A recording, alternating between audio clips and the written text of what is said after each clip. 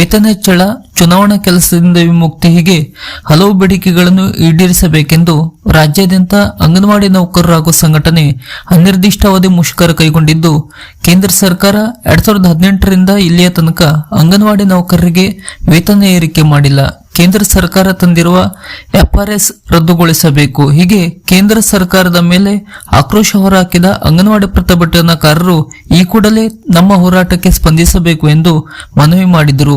ಇನ್ನು ಇವರ ಹೋರಾಟಕ್ಕೆ ಕೇಂದ್ರ ಕರ್ನಾಟಕ ಸಚಿವರಾದ HD ಕುಮಾರಸ್ವಾಮಿ ಹಾಗೂ ಪ್ರಹ್ಲಾದ ಜೋಶಿ ಅವರು ಪ್ರತಿಕ್ರಿಯಿಸಿ ಹೋರಾಟ ಕೈಬಿಟ್ಟು ನಮ್ಮೊಂದಿಗೆ ದೆಹಲಿಗೆ ಬಂದು ಮಾತುಕತೆ ನಡೆಸುವಂತೆ ಆಹ್ವಾನವಿತ್ತರು.